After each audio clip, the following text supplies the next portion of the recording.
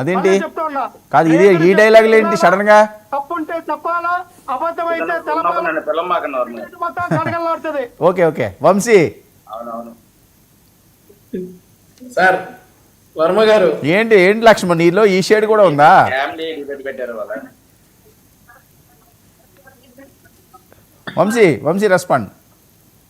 నవ్వుస్తా వర్మ గారు ఏం చెప్తాం? వర్మ గారు ఏం సార్ చెప్తే వినాలా, తప్పుతే చెప్పాలా?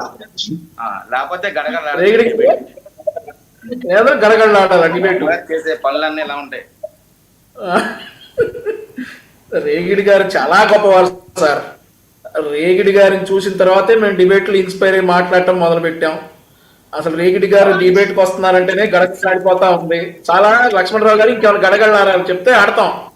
అన్న గారు, బుజ్జి గారు మీరు కూడా కొంచెంసేపు గడగడలాడండి. ఒక కేజీఎఫ్ మాదిరి ఒక ట్రిపుల్ ఆర్ లాగా మీరు ఎలివేషన్ ఇవ్వాలా. మీరు చాలా అసలు బాగల వచ్చాడు.